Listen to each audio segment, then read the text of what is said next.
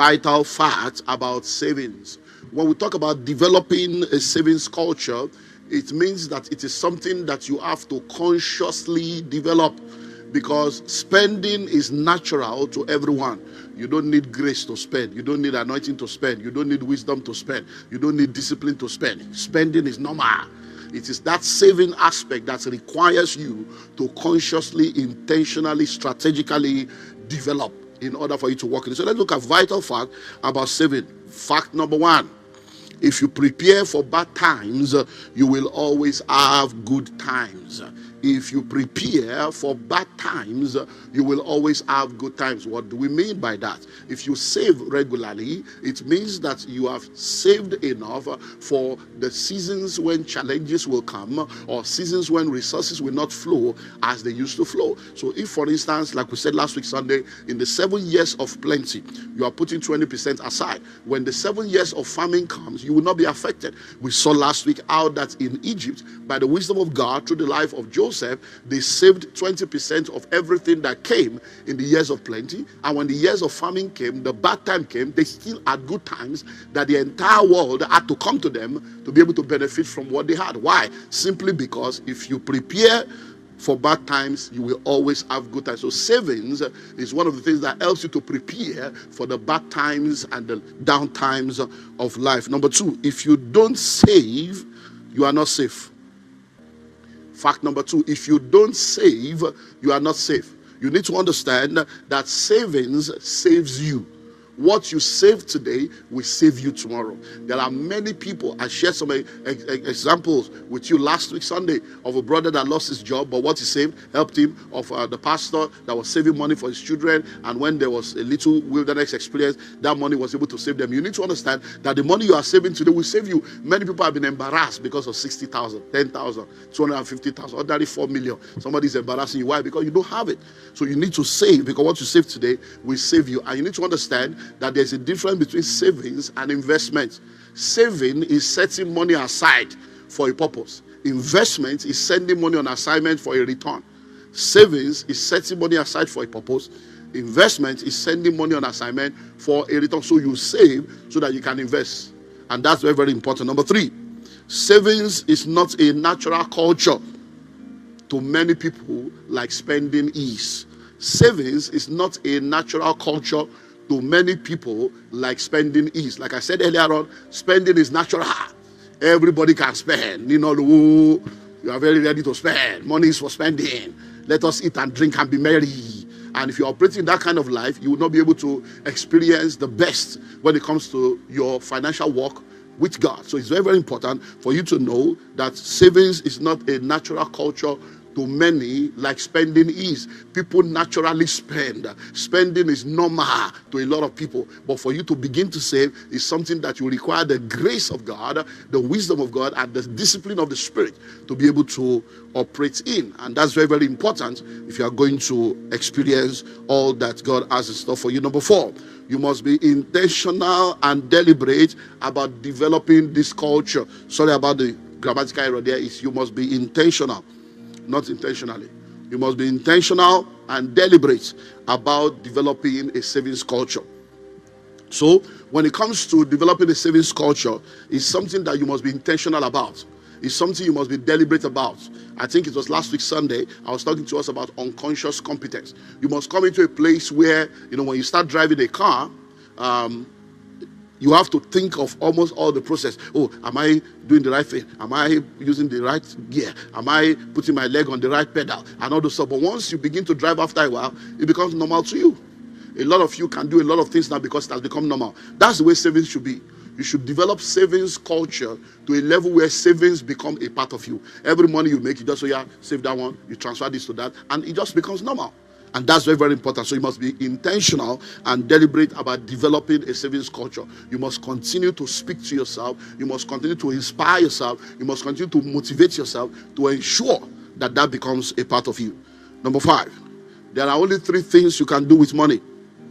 There are only three things you can do with money. Number one, you can save it.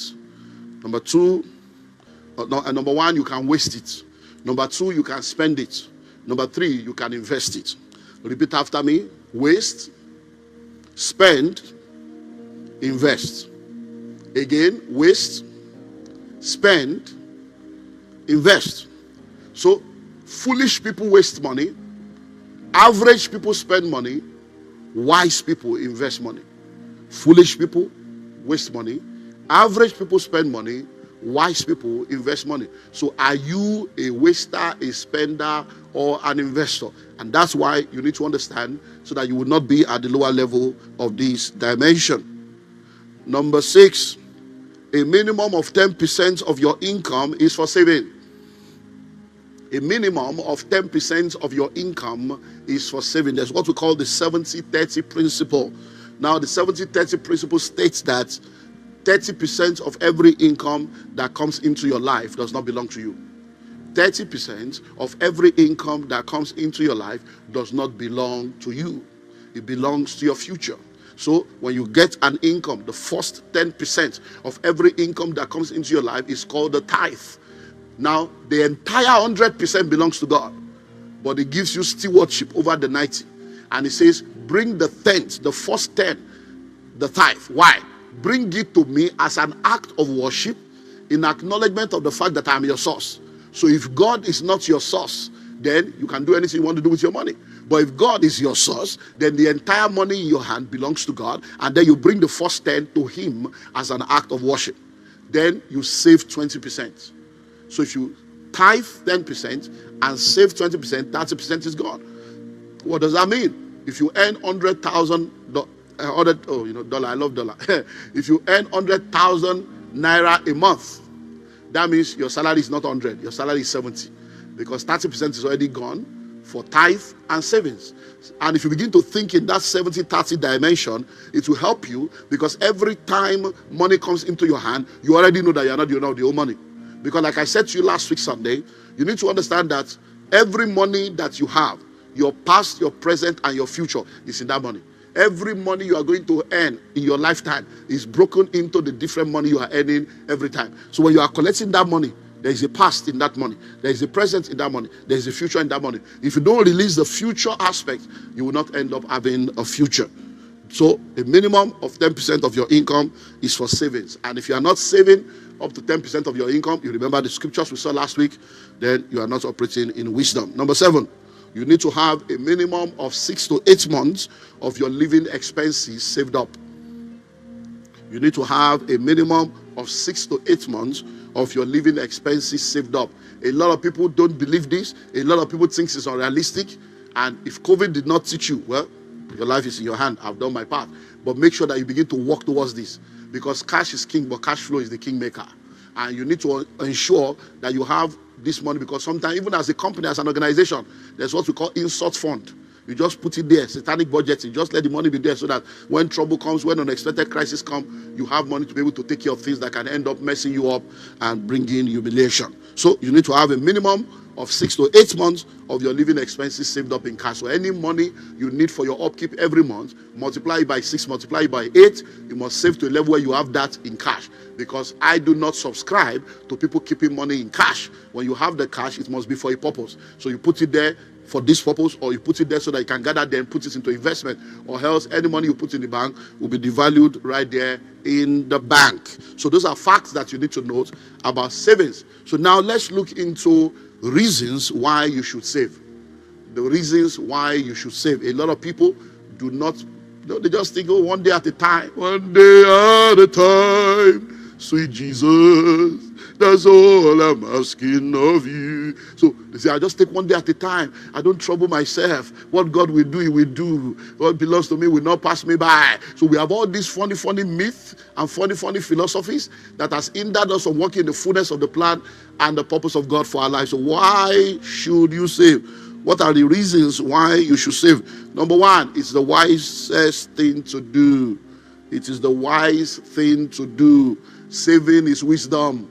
So if you are not saving, you are not operating in wisdom. It's the wise thing to do.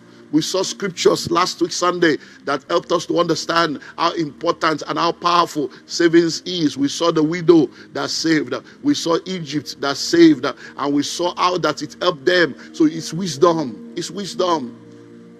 It's wisdom. Even when you look at the Bible, say, go to the ants. You sluggard, and learn away. He says, while in the summer they prepare for winter, they gather their food in preparation. Why? Wisdom. Which of you intending to build a tower will not first of all sit down and count the cost, whether you have sufficient to finish it? Wisdom. So it is wise for you to ensure that you save. Number 2, it helps you to have funds to invest. It helps you to have funds to invest. So why do you need to save? So that you can have money to invest. I just got back from Abuja. We had the School of Money summit in Abuja. We had the VIP dinner. We had people in the dinner, amazing CEOs, people from all over the country came for the dinner. It was awesome. And then we have the School of Money summit, and then we went for site visit. But guess what? Someone was asking a question in the School of Money summit about why, I have this idea and nobody wants to support me. People are not ready to help. And it was going on and on why the banks are not there, friends and family are not there. When he has finished talking, I say, have you finished? I say, are you there for yourself? Are you there? Banks are not there, friends and family are not there. Are you there? I say, so why should people give you money when you are not even ready to give yourself money? The best way to get people to support you is to start by using your own money. You have to save your own money and use it to pursue your own idea. And then you have proof of concept. Then people can now come and join you. Why should people give you money to pursue an idea that you are not disciplined enough to save money to pursue? Who is the fool? Hello? So you save so that you can invest. Because savings is setting money aside for a purpose. Investment is one of those purposes.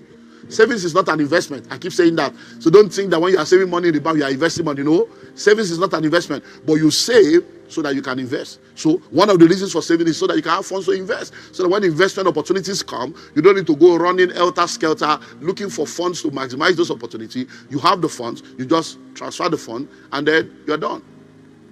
Number 3. Why should you save? It helps you to enjoy debt-free purchases.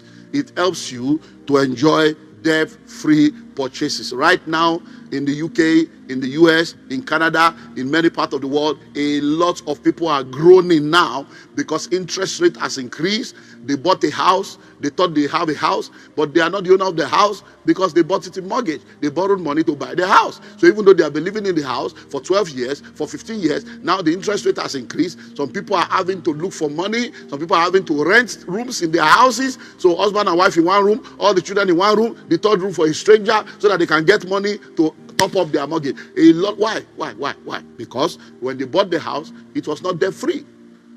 It was not debt free. And I was in a conference in the UK, online conference in the UK just this week, and I was telling them how that all this interest rate is because you are buying the house on credit. For those of us that buy everything cash, we don't have any interest rate problem. Why? Because we didn't borrow money to buy a house. We paid cash. So if interest rate rise, let it fall, let it scatter. Now it doesn't concern us. Why? Our house is intact. So why do you need to save money? So that you can enjoy debt-free purchases. So that you will not buy a shoe and bag and come to church and go and sit in the gallery because you cannot sit in front, so that the person that you bought shoe from will not see you. So that you will not buy a cloth that you have not paid for and then you stay in the overflow. Because you know that when you come inside, camera will carry you. And then they will say, where you are church? Because you are buying clothes that you have not paid for.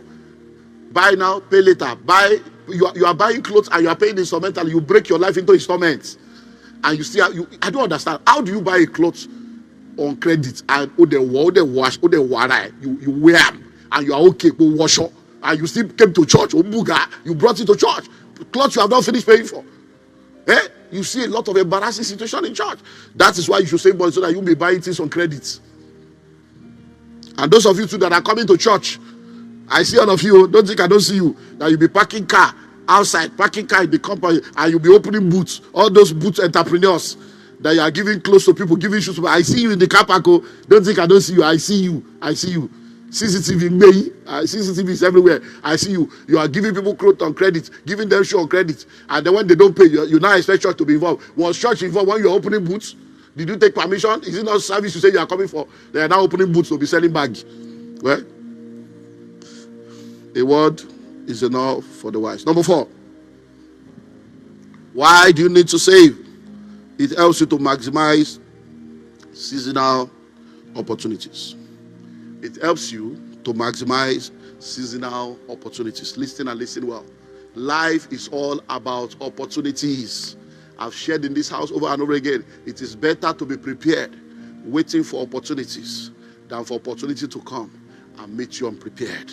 So life is all about opportunities. So when you save money, when opportunity comes, you are able to grab it. When opportunity comes, you are able to maximize it. In the same Abuja, after sharing with them during the week on understanding wealth creation, one of the things I shared with them is wealth creation is all about maximizing opportunities. And then, in order to practicalize what I said, I was inspired to offer them an opportunity that will last for 7 days. And I gave a 50% discount on a product for 7 days. And people started coming to see me after. Sir, you see, I loved what you have done. In fact, it was the Spirit of God. But sir, I don't know if you can extend it for 30 days. There's one money I'm expecting. And I said, no, it's not for people expecting money. It's for people that have already saved money, that the money is waiting for the opportunity. And someone else came and said, can I have 10? Because the person already has money to take 10. Now that's what. So if you take 10 at 50%, you can turn around and the next day you sell it off and you make back your money 100% profit. So listen to me. Most of the people you are looking at that you are envying, they are not better than you, but they are better positioned. They are not better than you, but they were prepared when opportunity came. It is better to be prepared, waiting for opportunity than for opportunity to come and meet you unprepared. Number 5, it helps you during emergency. It helps you during emergency. Last week, Sunday, after church, we went straight to the airport to go to Abuja for the VIP dinner and the School of Money in Abuja. When we got to the airport, we bought our ticket. Over almost 2 months ago, the ticket was bought. We got to the airport. They said the flight was delayed. Not to just pay for ticket like that. That was not planned for. We have our ticket already. We have paid for tickets since 1,000 to buy another ticket. If there was no money saved, where will I see 600,000 to just pay for ticket like that? That was not planned for. We have our ticket already. We have paid for tickets since August. Now we got there. We can't use the same flight anymore. We have to buy another one. That is what savings is all about. It helps you in the days of emergency. What happens when you have to rush a child to the hospital and they say pay 30,000 now, and that's when you are now looking for ATM card that is not working, that doesn't, and you are now looking for POS in the middle of the night. You need to have savings so that it will save you from all kinds of emergency situation that can end up jeopardizing your peace. Number 6, it helps you in the days of unforeseen circumstances. Emergency comes, that's a level. Unforeseen circumstances is beyond emergency. Sometimes something can just come from ways you didn't expect. So when you say, I thought emergency and unforeseen circumstances is the same. No, sir, it's not. Unforeseen circumstances is not an emergency. If you lose your spouse now, it's not an emergency. It's an unforeseen circumstance. If you wake up today now and you find yourself, you have lost your job. The loss of your job is not an emergency, but it's an unforeseen circumstances. So when we talk about emergency, we are talking of things that show up that demands you to have money. But when we talk of unforeseen circumstances, we are talking of things that show up and stop inflow of money. Show up and can mess up the trajectory of your life. So what does money do? Savings helps you with unforeseen circumstances. Yes, you may be a widow, but being a widow in a private jet with houses and cars and investments is different from being a widow where even before burial, the creditors are coming that your husband is owing them 30 million. And there's no house for you to go to. If our rent has expired, you and your husband were already owing for rent.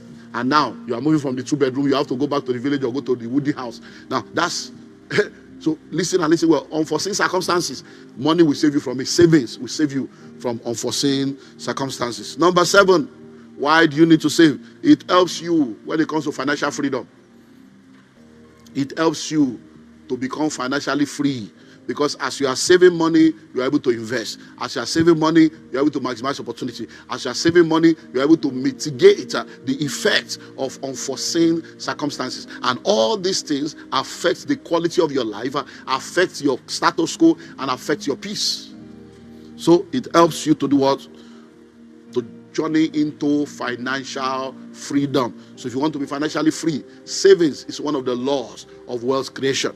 If you're going to be financially free, savings is one of the laws of wealth creation. Number 8, it frees you from the anxiety and the worry of lack of funds. It frees you from the anxiety and the worry of lack of funds. When there's no money, look at, fuel is increased. They say this has increased. They are going to increase the price of this. Bread is now expensive. Onion is expensive. Tomato. Price of rice. Gari. That anxiety alone can mess up your mind. It messes up your mental health. It leads you into a life of, you just see that you are not okay. Why? Because there is no money. Any school fees, house rent. But when you have money saved up, yes, things may increase, but you are relaxed. Okay, well, thank God we have the money. Let's pay. Before the money finish, another one will come. Why? If they increase the price of a product, that is life. But you should have more money than the increase. That is what should be happening. And that's where savings comes. When you save, no matter what happens in the marketplace, no matter what happens with all the different products and services, at least you have enough money to buy it. If they say the price of bread has doubled, you have double money to buy it. They say that's just life, because you can never change your life by worrying. Which of you, by worrying, can increase his height, increase his stature, increase his peace? Worry messes you up. So when you are saving money, it frees you from all this anxiety and worry. A lot of people you see, it's as if they carry the whole world on their head. It's poverty. It's because there's no money. Even when we are praying, they don't want to pray. When we are dancing, everybody's jumping and they are wondering, why are they dancing? Because in their mind, they are like, hey, look, something happened in Abuja. Abuja was amazing this week. Now, something happened in Abuja. So we did If It Were You. And the If It Were You was a financial If It Were You. So I did like 11 questions, and I told them to pick a number, and then we asked the question. Now they picked a number, a young lady picked a number, and the number that she picked, the question was, I brought out 5,000 from my pocket and I gave it to her. I said, this is 5,000. So I asked her, you have 3 options. Option 1, keep the 5,000 to yourself. Option 2, take the 5,000 and share it 1,000 to 5 people. Option 3, take whatever you can and share the remaining. 3 options that we gave her. Do you know the option she chose? She collected the 5,000 for herself. That's so the all scatters. And she gave a reason. She said, this is a miracle that I have a friend. I've been doing a product. I'm into skincare. And one of my friends is now working in a supermarket. And they have given me permission to come and supply them my products. But I've been looking for money to produce. So this money will help me to be able to produce my product so that I can go and supply this one. So I'm taking the whole money for myself. That's how people provoke. So I said, okay, why are you provoking? What will you do if it were you? One said, I'm going to give out every money. I will give the whole 5,000 to people so that I know that God will make it. I say, okay, it's sweet to say. Why not be you? He said, I'll give you one. One said, no, I will take 2 and I will give out 3. Different people. Then the woman stood up. He said, sir, that I can't judge how that we take the money, because as I'm here now, my children have not eaten since yesterday. That even this one that I came here now, it's because I've been following you on social media, and I believe that when I come here, you will say something, and God will use you to change my story. And so I will collect the money also that I will buy food stuff for my children. Wow. You know what I did? I brought out another 5,000. I gave to her. I said, go and take care of your children. But now, think of, where am I going to? Anxiety. Do you know the kind of anxiety that woman is carrying around? Children have not eaten. So I said, no, children should not be hungry. Take 5,000. Go and buy food for your children. Now, that means she's there, sitting down, looking normal, well-dressed.